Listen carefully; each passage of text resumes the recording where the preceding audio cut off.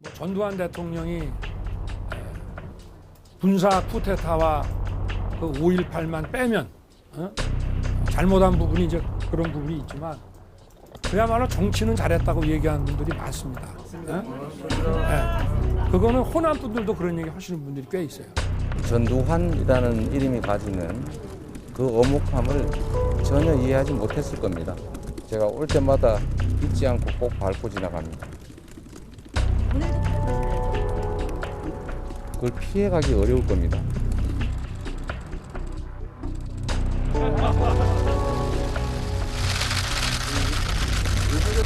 우리는 지났습니다. 거기가 좀 어려울 것 같네. 공정하는 거 자체가 어려울 것 같네.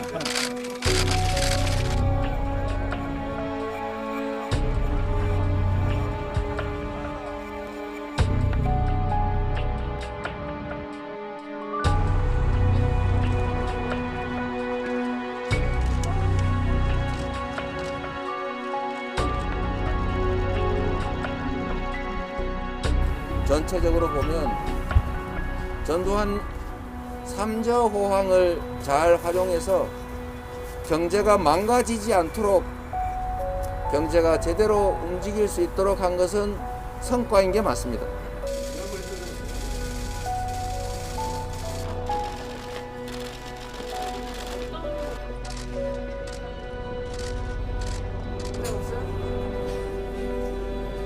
우리 사회의 가장 심각한 병폐가 흑백 논리입니다. 흑백 논리. 있는 사실 자체를 부인하면 사회가 불합리함에 빠져들게 된다. みんなからせ도시에 나가서 거기 있는 막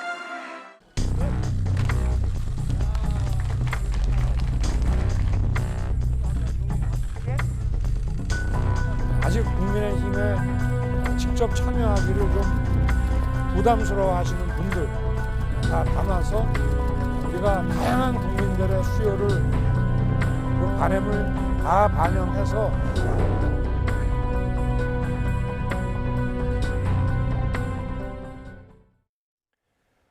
주말 내내 여야 후보들 모두 전국의 민심 잡기에 열을 올렸습니다. 주요 이슈 각 캠프 인사와 이야기 나눠보겠습니다. 남영희 더불어민주당 선대위 대변인 그리고 박정하 국민의힘 선대위 공보수석 부단장과 함께 이야기 나누겠습니다. 안녕하세요.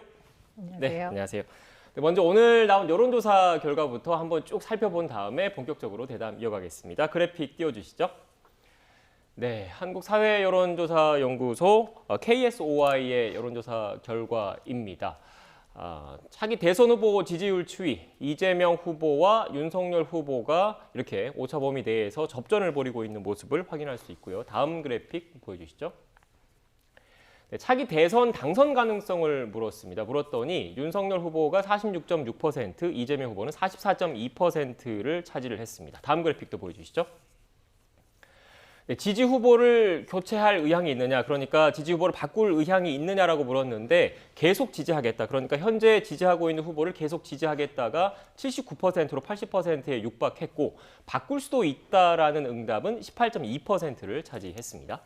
다음 그래픽 보여주시죠. 네, 차기 대선 성격에 대해서도 물었습니다. 정권 교체를 해야 된다라는 그 응답자가 전체 49.6%로 50%에 육박을 했고 정권 재창출해야 된다. 그래서 여권 후보가 당선돼야 된다는 응답은 39.5%였습니다.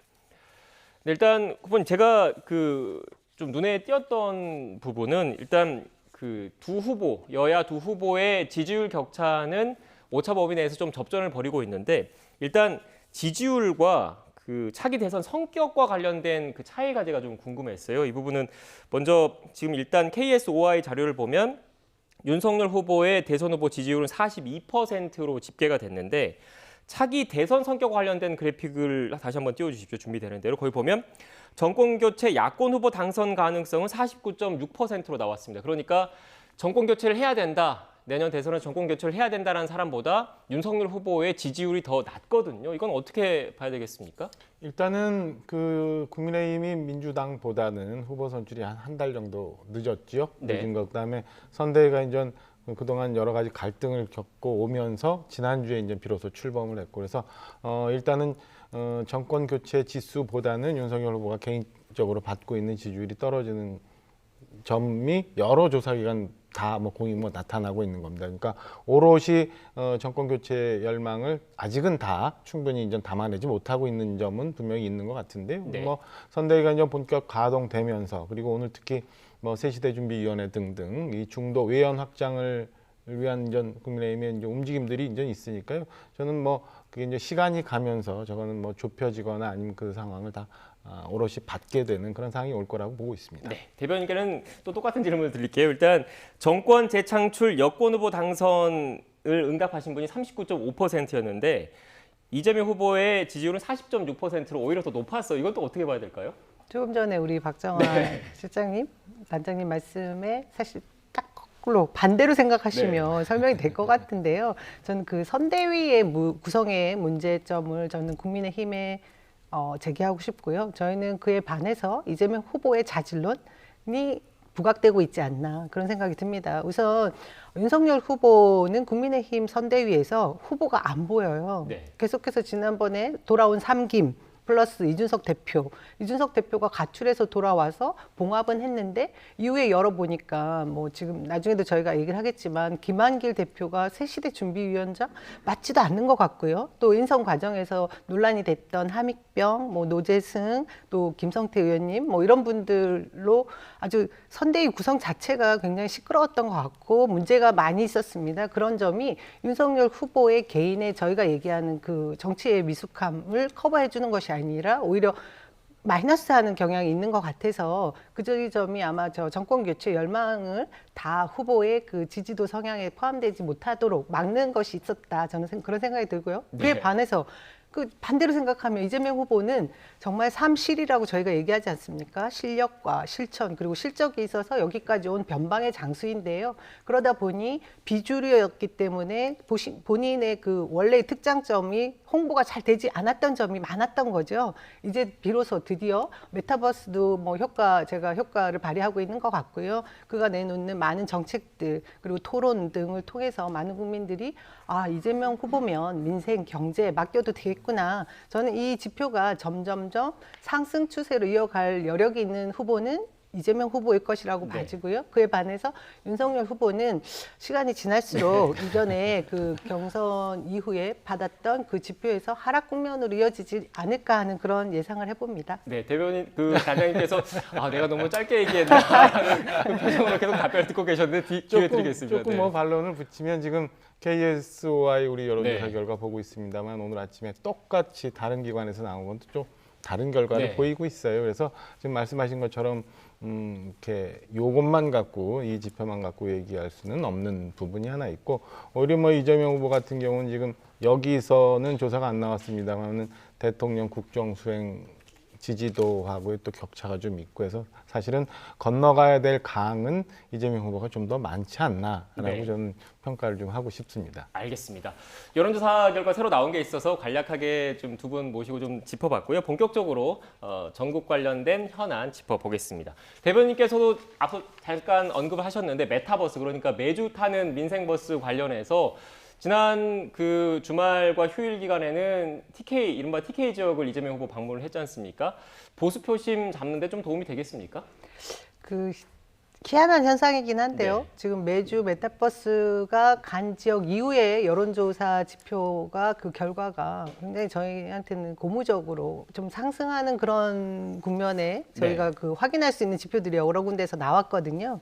뭐 그렇다고 해서 이 TK 지역만 예외일 일은 없을 거다. 그렇게 제가 믿고 싶고요.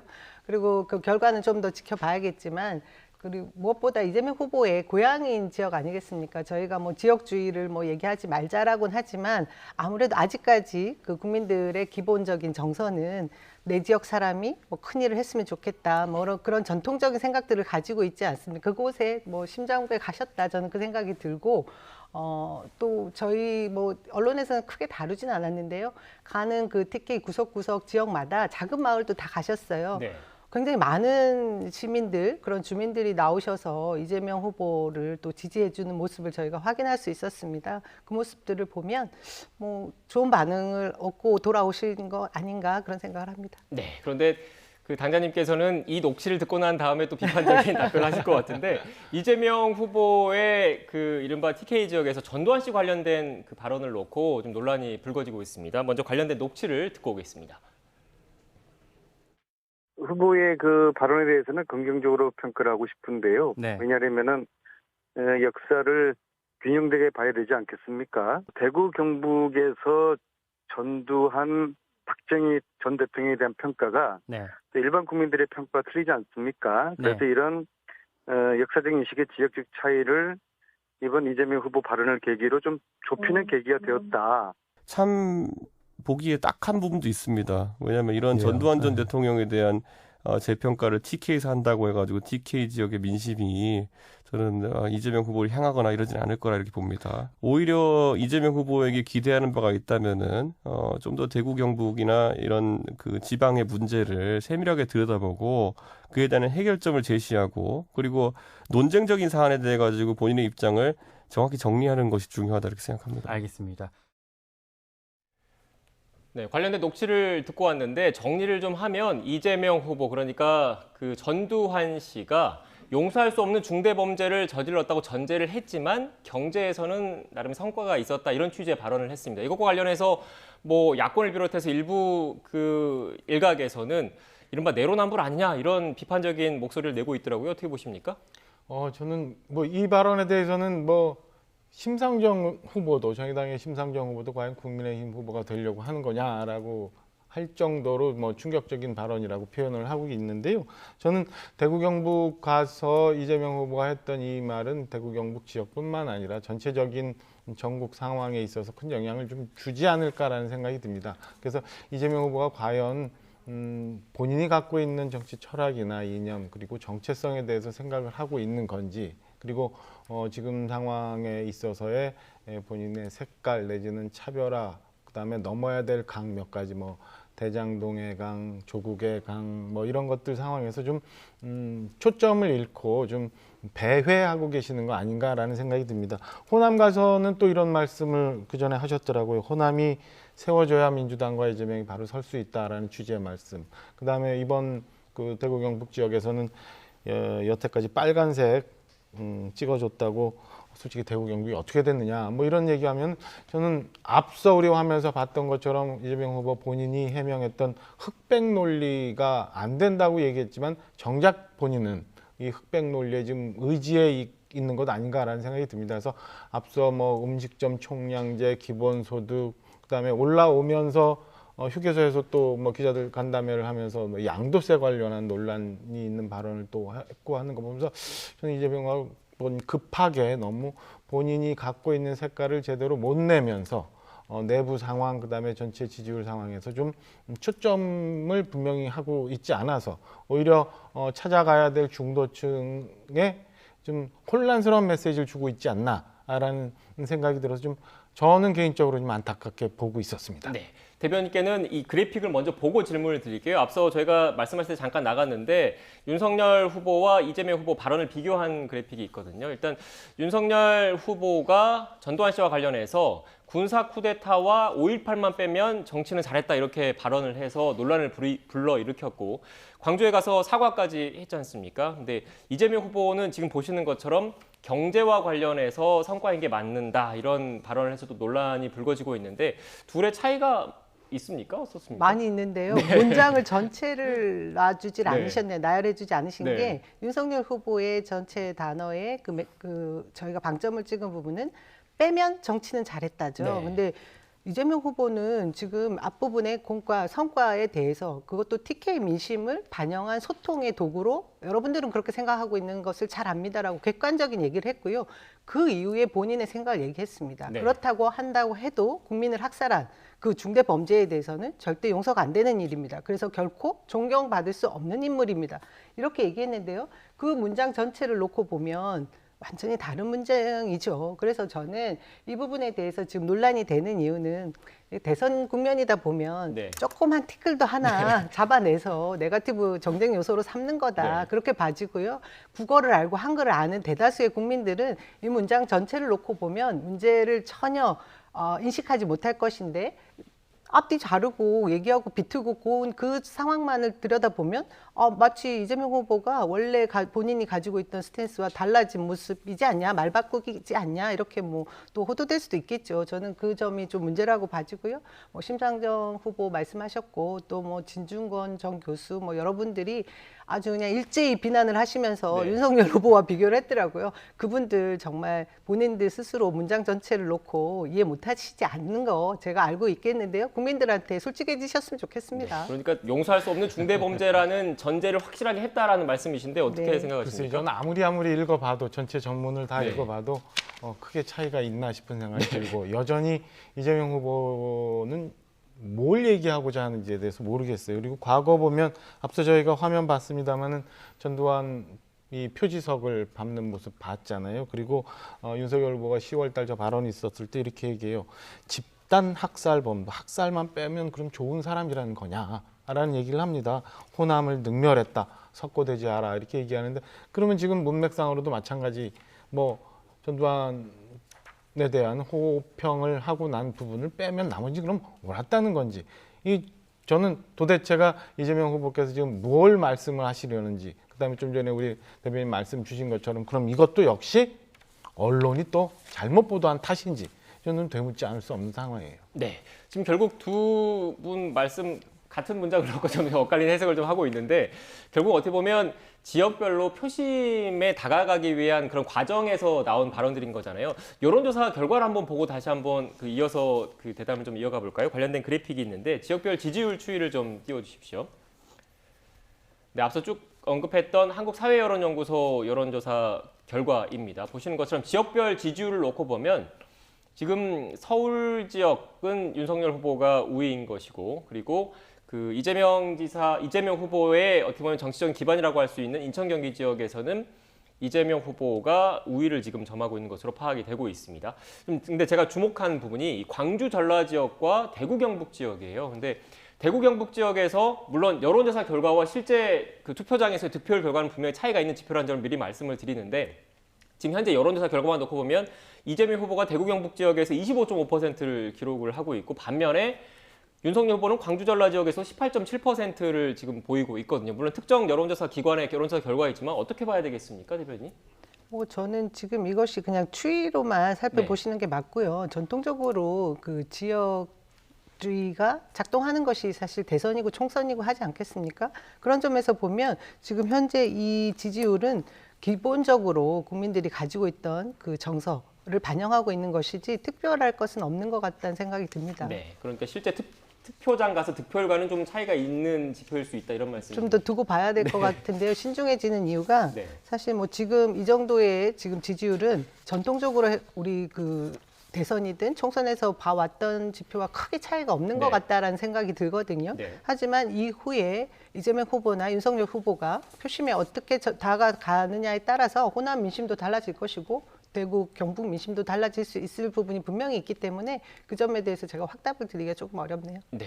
다음 주 결과를 좀 봐야 되겠죠. 봐야 되겠는데 앞서 저희가 이제 전체 전국 여론조사 결과를 좀 봤습니다만 거기서 사실은 중요한 거에 이제 두 후보 모두 좀 지지율이 약간씩 소폭 상승해요. 네. 이거는 이제 지지층들이 결집하고 있는 상황이라고 볼 수 있는 거거든요. 특히나 제3지대에 있는 그 나머지 세 후보의 지지율이 좀 떨어집니다. 그러니까 지난주에 비해서 떨어지는 거는 전반적으로 지지층이 결집하고 있는 상황이다라는 이제 지표를 하나 볼 수 있는데 여기서 이제 문제는 뭐냐면 최종 투표율까지 좀 봐야겠습니다만은 호남에서 보통 민주당 계열의 후보들이 90% 이상의 득표율을 보이고 있어요. 그리고 이전에 그 당 지지도 뭐 이런 것들과 보면은 지금 현재 나오고 있는 이재명 후보의 광주 전남 전라 지역에서의 62%는 사실은 좀 그 결집 효과에 비해서 좀 떨어지고 있는 추세거든요. 그래서 그 전에 이제 호남 지역에 대한 메타버스도 전남 전북을 나눠서 2주에 걸쳐서 좀 다녔고, 그 다음에 전국적으로는 지지층이 이제 결집하고 있는 데에 비해서 오히려 호남 지역에서는 그 결집 효과나 아니면 충분한 민주당 후보로서의 그 영향을 다 받지 못하고 있는 거를 보여주고 있는 것 아닌가라는 생각입니다. 그래서 뭐 다음 주 그다음에 또 다른 결과를 좀 봐야 되겠습니다만은 저는 이재명 후보의 고민스러운 지점, 소위 말하는 원팀, 이 부분이 호남에서도 아직 분명히 반영되지 않아서 집토끼를 잡아야 된다는 전략이 충분히 지금 효과를 거두고 있지는 못하다라는 점을 한번 말씀드릴 수 있을 것 같습니다. 예, 저는 저 평가에 대해서 조금 반론이 있는데요. 네. 이전에 호남 지역만 따로 여론조사 추이에 대한 결과표를 말하는 지표가 있었습니다. 네. 그 전에 보면 최종적으로 투표한 결과와 달리 이 선거 과정 기간 중에는 호남 민심은 유독 뭐 이렇게 지표가 확 그 결과와 맞물려서 돌아가고 있지 않더라라는 지표가 있습니다. 그러니까 제가 이제 편하게 말씀을 드리면 지금 현재 뭐 60%대의 이재명 후보 지지율이라고 한다고 해도 그 결과는 뭐 70% 이상이 넘어갈 수도 있을 그런 결과표들이 이전에 많이 있었거든요. 그래서 그 광주 민심, 호남 민심이 원팀의 영향을 받고 있다라고는 저는 봐지지 않고요. 유독 호남 지역에 그 전략적 투표를 하시는 그 민심들이 이 여론조사에 많이 응하지 않는 것 같다는 생각이 듭니다. 왜냐하면 지금 보여주고 있는 윤석열 후보의 그 결과표도 18% 정도밖에 되지 않으니까요. 그것을 가지고 최종적인 그 호남 민심이다 말하기에는 좀 어려운 부분이 있는 것 같습니다. 관련해서 제가 좀 부연을 좀 하면 이재명 후보도 직접적으로 이걸 언급한 적이 있어서 제가 좀 부연을 하면 그 토론회가 있었는데 이런 질문이 나왔어요. 그러니까 실제 여론조사 결과 지지율과 득표율과 관련해서 좀 얘기가 나왔는데 이재명 후보가 지금 여론조사 지지율 그리고 실제로 투표장에서 득표율은 엄연하게 다른 지표이기 때문에 달리 좀 파악을 해야 된다라는 취지의 발언을 했다는 점을 제가 참고로 말씀을 드리고요. 다음 녹취를 좀 듣고 대담 이어가겠습니다. 오랜만에 이해찬 전 대표가 그 방송 인터뷰를 했더라고요. 관련된 녹취를 듣고 오겠습니다.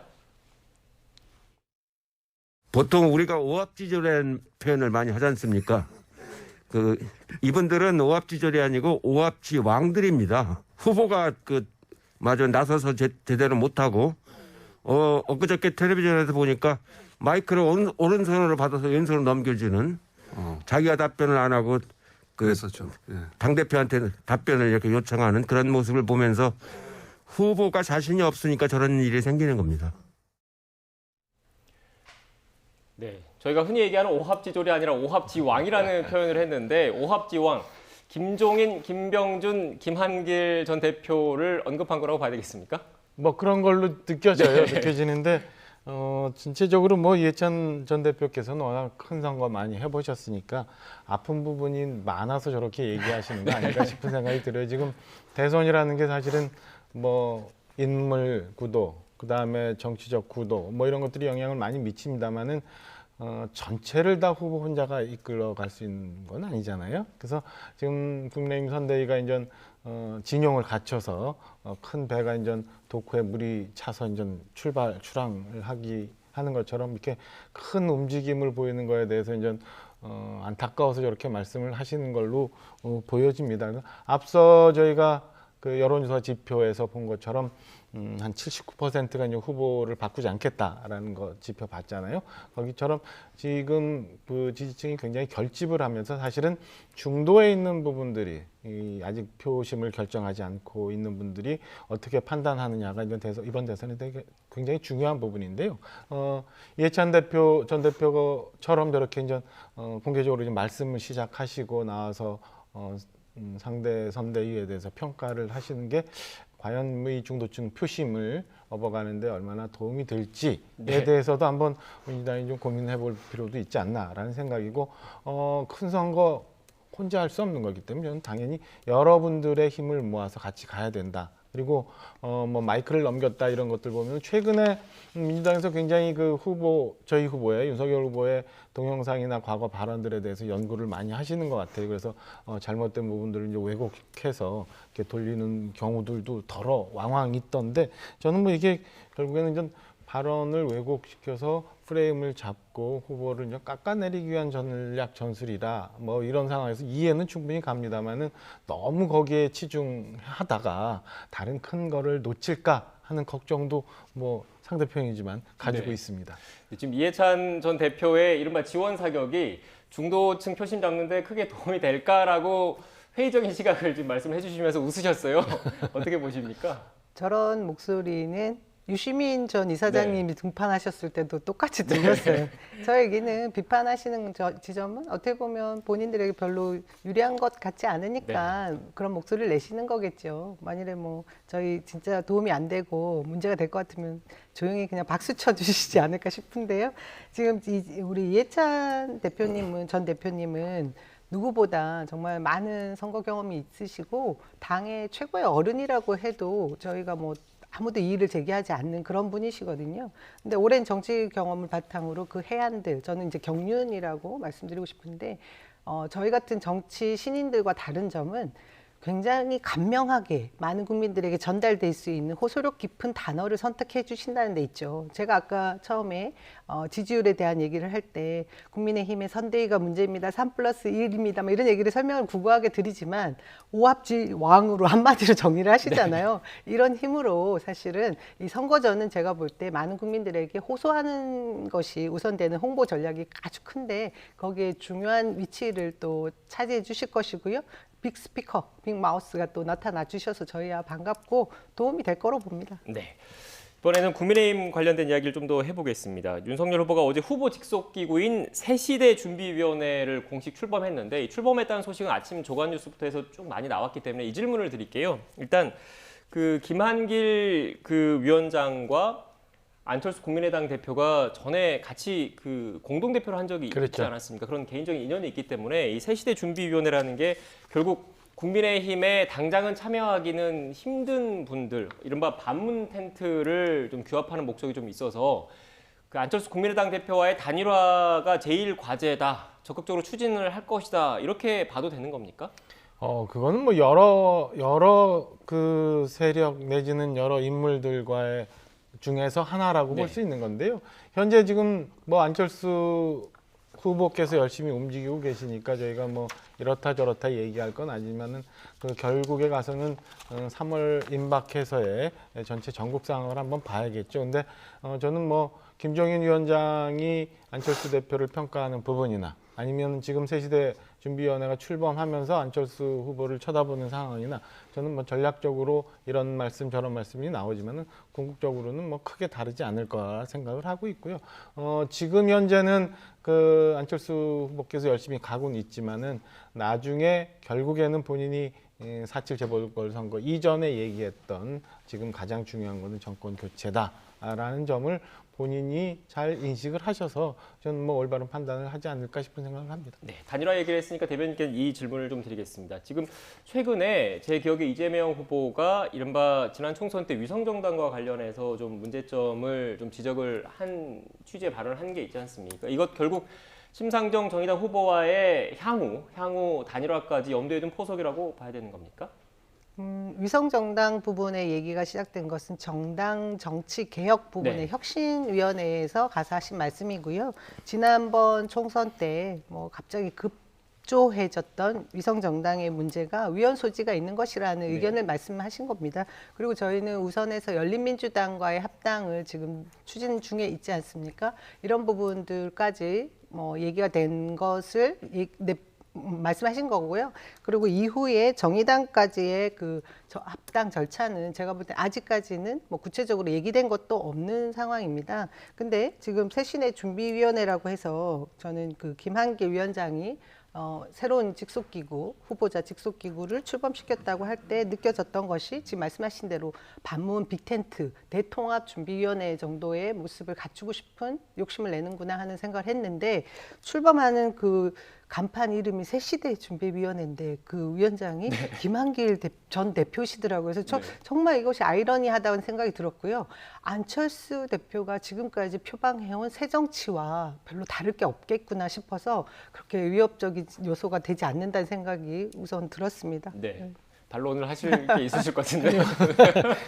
우리 저기 남 대변인께서는 충분히 민주당 진영에서 이렇게 말씀하실 수 있는데요. 오늘 뭐 여러분들이 두시면 이제 발표가 됩니다. 그 진영을 한번 보시고 그다음에 과연 이 건에 대해서는 국민들이 어떻게 판단하느냐가 중요한 거니까요. 그 상황을 한번 보는 게 맞지 않나라는 생각입니다. 네, 그리고 제가 일단 앞서 이른바 단일화 관련해서 여야 모두 제가 거대 양당을 놓고 지금 질문을 드렸는데 일단 이 자리에 안 계시기 때문에 그 국민의당 안철수 대표 그리고 정의당 심상정 대표 모두 각자 최선을 다해서 단일화 이런 게 전혀 지금 언급이 없이 선을 긋고 각자 열심히 선거운동을 하고 계신다는 점 참고로 미리 말씀을 드리겠습니다. 이 얘기도 해볼게요. 그 TK 이번에 주말에 방문할 때 그 이재명 후보 부인 계속 이렇게 같이 동행을 하시더라고요. 어떤 의도가 있는 겁니까? 뭐 의도가 아니라 굉장히 자연스러운 자연스러운 것 거죠. 같다, 지금 대선 국면이 저희가 이제 86일 남았나요? 네. 이런 상황에서 대선 후보 부인이 등판하지 않은 경우가 굉장히 부자연스러운 겁니다. 아마 찾아보면 없었을 것 같은데요. 전무후무한 지금 상황에서 김혜경 여사는 본인의 본분에 맞게 역할을 충분히 이행하고 계시고요. 무엇보다 아까 뭐 TK 가서 뭐 여러 가지 발언들을 논란을 삼고 있는데 제가 보면 그 현장의 바닥 민심이 정말 따뜻했다라는 걸 언제 느꼈냐면요. 시장에서 그 어르신께서 그런 말씀을 해주세요. 이제 물론 덕담이긴 하지만 우리가 이 김혜경 이 아내를 보고 이재명 후보 찍기로 했어. 뭐 이런 말씀도 주시는 경우가 왕왕 있었어요. 그 한 부분만이 아니라 그런 점을 보면 지금 김혜경 씨라고 저희가 호칭을 하게 됐는데 김혜경 배우자가 자기의 역할을 충실히 하고도 플러스 요인이 있다. 근데 그거에는 분명히 윤석열 후보의 배우자인 김건희 씨가 무엇 때문에 아직까지 얼굴을 드러내지 않고 있느냐 여기에 대한 많은 의혹들을 제기하고 있는데 대한 그 어떤 입장도 없다라는 게 문제인 거죠. 저희는 계속해서 외치고 있습니다. 대통령 후보자의 후보의 배우자는 분명히 검증을 받아야 되는데 갖가지 의혹이 있지 않습니까? 우선 그가 사회적인 활동을 하면서 국민의힘에서는 뭐 김건희 대표라고 호칭을 쓰시더라고요. 그 사회적인 그 위치에 맞는 경력들이 허위로 조작되어 있는 부분들을 많이 문제 삼고 있고요. 또 하나는 주가 조작에 연루되어 있는 것이 문제가 제기가 되고 있음에도 수사가 잘 안 되고 있는 부분, 그리고 뭐 엄마, 그러니까 장모이죠. 윤석열 후보의 장모가 이 처와 같이 연루가 돼 있는 양평군의 공흥지구 개발 부분에 있어서 참 부동산 실명법을 어긴 차명 거래까지도 오늘 얘기가 되고 있고요. 부동산 개발 이익금에 대한 문제, 갖가지 비리 의혹들이 넘침에도 불구하고 저희가 문제 삼는 것은 그 배우자의 문제 그리고 가족의 문제도 문제이지만 이것이 과연 전 검찰총장의 힘으로 특혜로 이루어진 일들이 아닌가에 대한 부분을 철저하게 검증해달라는 것인데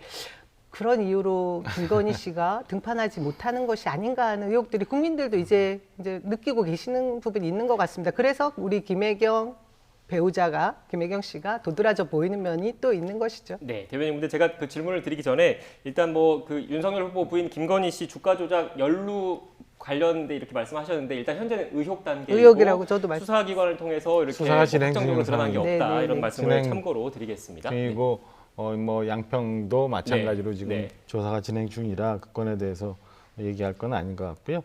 그 급해서 그런 거라고 저는 이해를 해요. 그러니까 전략전술상 이재명 후보가 갖고 있었던 문제, 그러니까 뭐 여배우와의 문제, 내지는 뭐 최근에 있었던 낙상 사고에 관한 여러 가지 이상한 루머들, 뭐 이런 걸 불식시키기 위해서 지금 저런 모습을 많이 더 애써 연출하고 있는 것 아닌가 싶은 생각이 들고요. 네, 오늘 죄송하지만 그 부분 역시 이재명 후보 관련된 부분 역시 지금 현재 뭐 의혹 수준이다라는 말씀 다시 한번 말씀을 드리고 죄송합니다. 민생당의 김정하 전 대표가 얘기한 비판이 일부 있는 것처럼 하다 부부의 놀이까지 하기로 한 것인가라는 일부의 이제 부정적인 여론도 있으니까 그런 것들 좀 감안을 해야 되지 않을까 싶은 생각이 들고요. 저희 뭐 김건희 씨와 관련해서는 김건희 배우자와서는 저희 준비가 되는 대로 상황에 따라서 때가 되면 다 나올 테니까 너무 염려하시거나 아니면 의혹을 너무 부풀리거나 뭐 이러진 않으셔도 된다라는 말씀을 좀 드립니다. 네, 그런데 시청자 여러분들 가장 궁금할 게 그 때가 언젠지가 구체적으로 가장 궁금할 것 같은데요.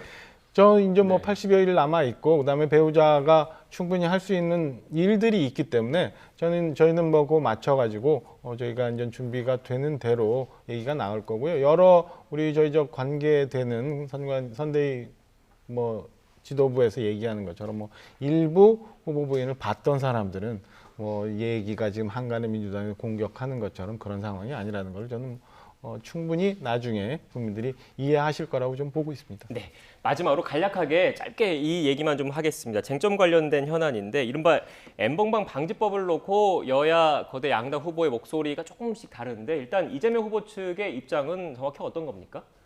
이 N번방이 입법된 것이 지금 불과 5월 달에 다들 여야 합의에 의해서 통과된 법률 아닙니까? 그리고 네. 실제로 발의한 것이 국민의힘 전신인 미래통합당 의원들이 발의를 했고 그것이 통과돼가지고 이제 시행을 하려고 하는데 갑자기 뭐 재개정안을 막 얘기를 해요. 네. 제가 보니까 윤석열 후보가 이 부분에 대해서 뭐 몇 글자 페이스북에 쓰셨어요. 본인 목소리는 전 못 들었습니다만 그 내용을 보면 사전 검열이 문제라고는 하시더라고요. 뭐 법치주의에 입각한 말씀을 하신 것 같은데 이 부분에 대한 설명은 제가 보기에는 인터넷이라는 공간의 그 메커니즘을 전혀 모르고 하시는 말씀이다. 이 N번방은 디지털 성폭력물에 대해서 국민들을 보호하기 위해서 당시에 입법되는 과정에 많은 국민들이 환호했습니다. 근데 일부 2030 뭐 이른바 이대남이라고 일컫는 그 커뮤니티에 있는 몇몇의 목소리가 좀 크게 되다 보니까 윤석열 후보가 그에 대해서 조응을 한 것 같은데요. 불법 영상물이라는 그 코드에 맞게 숫자나 이런 것이 입력되고 나면 그것을 스크린하고 필터링하는 장치가 있는 것이죠. 누구 뭐 사전 검열을 한다고 해서 예전에 공안정국 때 누구 거 이렇게 들여다보면서 하는 것이 절대 아닙니다. 그것에 대한 기본적인 인식이 없는 게 윤석열 후보 같고요. 그런 문제 제기를 하고 있는데 내부를 들여다보면 국민의힘 선대위 내에서도 목소리가 조금씩 달라요. 이유도 다르고. 저는 그래서 이것은 제가 보기에 또 젠더 이슈를 또 선점을 하고 뭔가 갈라치기를 하고자 하는 것 같은데요. 이런 아주 위중한 사안입니다. 시대가 바뀌고 있으면서 이 디지털 성폭력물에 대한 국민들의 공감대가 있는데 이걸 가지고 입법 사항을 가지고 저는 더 이상 논란의 그 소지로 삼지 않았으면 하는 바람입니다. 네. 이재명 후보하고 민주당에서 얘기하는 거 보면은 이 영상물이나 불법 영상물에 대해서 일종의 가짜 뉴스와 연관되어서 생각할 수 있는 부분들에 대해서 오해를 하고 계시는 것 같더라고요. 이 법이 이제 시행된 지 얼마 안 됐습니다만은 벌써 보면은 뭐 텔레그램은 해당이 안 되고 네. 그다음에 고양이의 짤이나 아니면 애니메이션 게임 같은 것도 걸러지는 경우도 좀 있다는 거예요. 그렇다면 그리고 이 걸러지는 메커니즘의 스크린의 방식이 이 알고리즘이 충분히 이 공론화되거나 아니면 검증이 아직 되지 않은 부분 그렇다면 법을 시행해서 문제가 있다면 저는 뭐 교정을 해야지 당연히 지금 그 불법 영상물 때문에 피해를 보는 사람들에 대해서는 법이 적극적으로 보호해야 되는 법 취지에 대해서는 동의를 합니다만 그 시행 과정에서 부작용이 있다면 손을 봐야 되는 것도 역시 마찬가지 아닌가라고 생각을 합니다. 네, 알겠습니다. 일단 관련해서 일단 뭐 논의가 좀 이어지고 있고 또 논란도 불거지고 있는 상황인데 저희가 지금 시간이 다 돼서 오늘 대담 여기서 마무리해야 될 것 같고요. 다음 기회가 되면 또 이 관련된 주제에 대해서 이야기할 기회가 되면 두 분 모셔서 또 이야기 나눠보겠습니다. 지금까지 남영희 더불어민주당 선대위 대변인, 박정아 국민의힘 선대위 공보수석 부단장과 전국 현안에 대한 이야기 나눴습니다. 오늘 말씀 고맙습니다. 감사합니다.